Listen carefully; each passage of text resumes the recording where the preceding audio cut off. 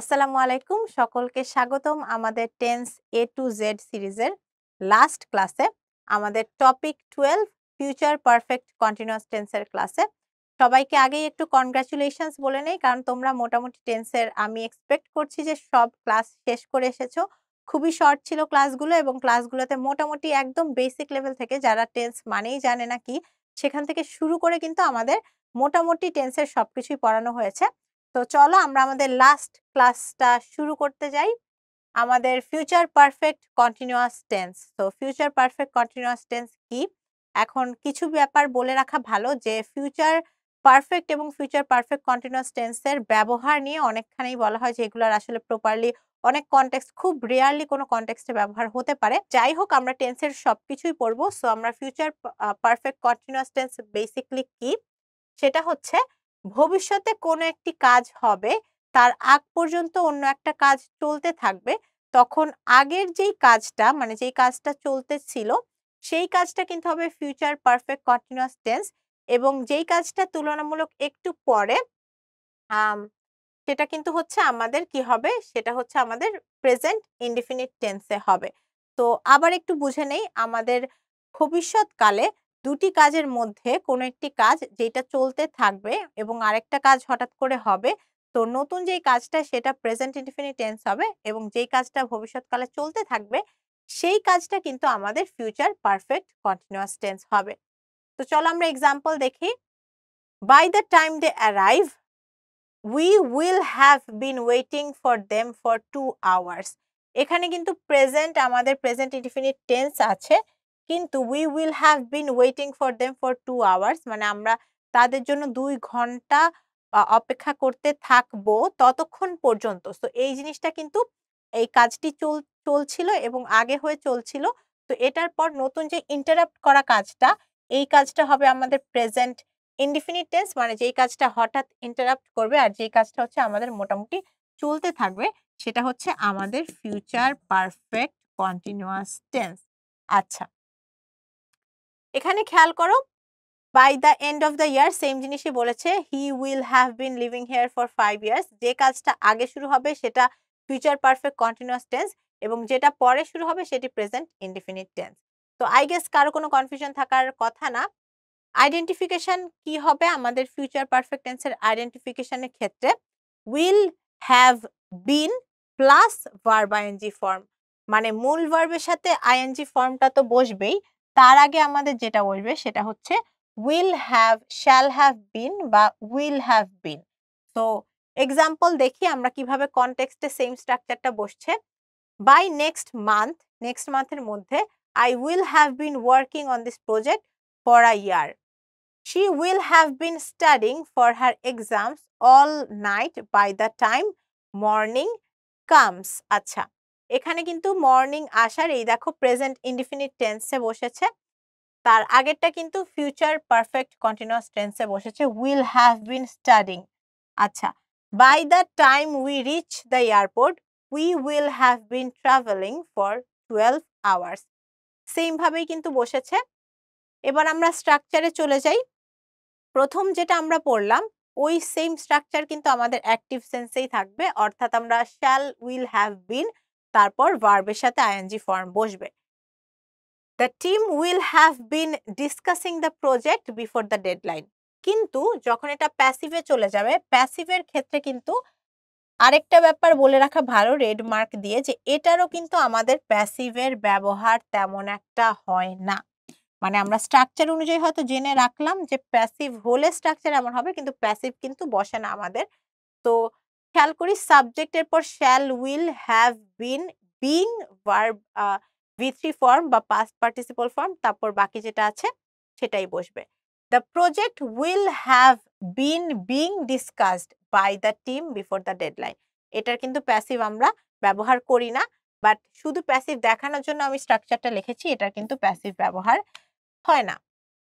এরপর খেয়াল করি uses of perfect continuous tense future perfect continuous টেন্সের ক্ষেত্রে বাই প্লাস টাইম এক্সপ্রেশন মানে সময় নির্দেশক। আমরা অলরেডি আগের লেকচারটা যারা করেছো আগের টপিকটা তারা জানো যে ফিউচার পারফেক্ট টেন্সের ক্ষেত্রেও কিন্তু আমি বলেছি যে অর্থ যখন হচ্ছে নির্দেশক কিছু শব্দ কিন্তু সেখানে থাকে so by plus time expression মানে যে সময় নির্দেশক যেগুলো থাকে সেই ধরনের ক্ষেত্রে কিন্তু আমাদের ফিউচার পারফেক্ট কন্টিনিউয়াস টেন্সের ব্যবহার হয়।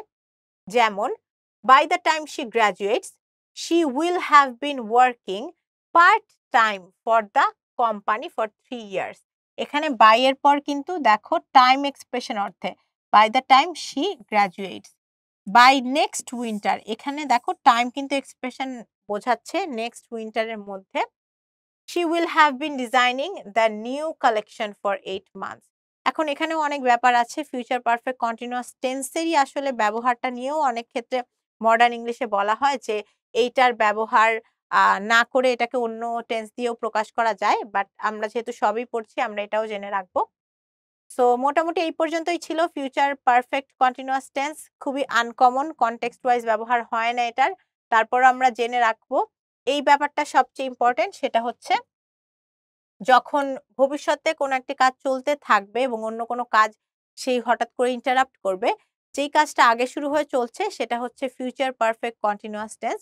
যেই কাজটা একটু পরে শুরু হবে সেটা হচ্ছে কি হবে আমাদের প্রেজেন্ট ইনডিফিনিট টেন্স। এটাই বেসিক্যালি আমাদের মূল জিস্টটা। তারপর আমাদের আইডেন্টিফিকেশন তো জানি যে উইল হ্যাভ বিন অথবা শ্যাল হ্যাভ বিন এর পর ভার্বের কন্টিনিউয়াস ফর্ম বসবে। তারপর আমাদের এটার প্যাসিভ ফর্ম সাধারণত হয় না। তারপর বাই প্লাস টাইম এক্সপ্রেশন বা সময় নির্দেশক শব্দ যখন থাকে সেসব ক্ষেত্রে কিন্তু ফিউচার পারফেক্ট কন্টিনিউয়াস টেন্সের ব্যবহার হয়। এবার আমরা প্র্যাকটিসে চলে যাই। By the time they land, আচ্ছা তারা যতক্ষণ পর্যন্ত ল্যান্ড করুক, the pilots will have been flying for more than 12 hours. তো এখানে কি হবে?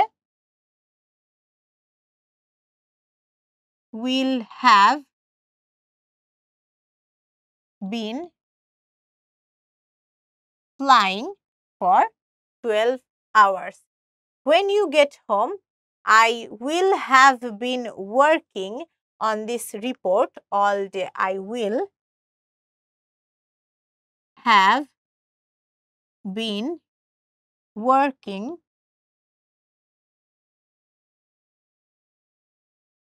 on this report all day. By the end of the year, they will have been building their house for over a year. তো এরকমই হবে, কিন্তু এক্ষেত্রে আবারও বলে রাখছি বারবার যে এটার ব্যবহার কিন্তু ফিউচার পারফেক্ট কন্টিনিউয়াস টেন্সের ব্যবহার ইজ নট কমন। এটার প্যাসিভেরও ব্যবহার তেমন একটা হয় না। জেনে রাখার জন্য আমরা জেনে রাখতে পারি। Identify the future perfect continuous tense from the following sentences. আচ্ছা, ফিউচার টেন্সে কোনগুলো নেই সেগুলো আমরা আগেই বাদ দিয়ে দেই। তো ফিউচার টেন্সে নেই অপশন বি, দেখা যাচ্ছে ফিউচার টেন্সে নেই। তারপর আমাদের অপশন ডিও ফিউচার টেন্সে নেই।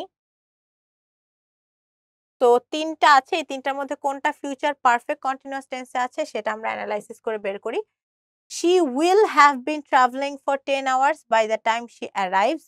ফিউচার পারফেক্ট কন্টিনিউয়াস টেন্সে আছে, এরপর সিম্পল প্রেজেন্ট টেন্সে গিয়েছে she arrives। তো এটা কিন্তু আমাদের ফিউচার পারফেক্ট কন্টিনিউয়াস টেন্স হবে। I will have been baking cookies all afternoon when you came over। আচ্ছা, I will have been baking cookies all afternoon when you came over। তো এটা খেয়াল করো, এই সিটাও কিন্তু আমাদের হচ্ছে ফিউচার পারফেক্ট কন্টিনিউয়াস টেন্স হবে। ইটা খেয়াল করি, by the time the seminar starts they will have prepared the presentation for weeks. Will have prepared, এটা কিন্তু আমাদের হচ্ছে কি হয়েছে, এটা আমাদের ফিউচার পারফেক্ট টেন্স হয়েছে, পারফেক্ট কন্টিনিউয়াস টেন্স হয়নি, কন্টিনিউয়াস ফর্মে নেই। তো এটাও আমাদের crossed out. By the time I go to Khulna this evening, dash more than 300 miles। এখানে কি হবে? By the time I go to Khulna this evening, এখানে অবশ্যই I হয়তো মিস ছিল। I কি হবে? Will have been driving more than 300 miles। কারণ ফিউচার পারফেক্ট কন্টিনিউয়াস টেন্সের will have been plus verb ING form বসবে। সো will have been বসবে এখানে, will have been driving। When you get home, I will have been তারপর হচ্ছে verb ING বসবে on this report all day। So same structure কোথায় আছে? Option D তে আছে will have been working on this report all day। By the end of 2026, she dash for her degree for over a year. By the end of 2026, she will have been studying for her degree for over a year. Will have been studying. Which sentence correctly uses the future perfect continuous tense? তো প্রথমেই আমরা বাদ দিয়ে দেই কোনগুলোতে future tense নেই সেগুলো। তো যদি খেয়াল করি আমাদের অপশন ডি তে কিন্তু আমরা দেখতেই পাচ্ছি যে অপশন ডি তে আমাদের উইল কিন্তু নেই। তো এটা আমরা হচ্ছে প্রথমেই বাদ দিয়ে দিলাম। প্রথম তিনটাতে খেয়াল করি by next month she will have been working at the company for 5 years. Structure অনুযায়ী উইল হ্যাভ বিন আছে, ভার্বের সাথে আইএনজি আছে, এটা কিন্তু আমাদের একদম correct form future perfect continuous টেন্সের। তো আমরা হচ্ছে এটা হচ্ছে আমাদের সিলেক্ট করলাম। I will be cooking dinner when you arrive. Will be cooking, এখানে খেয়াল করো এটা কিন্তু হচ্ছে ফিউচার কন্টিনিউয়াস টেন্স।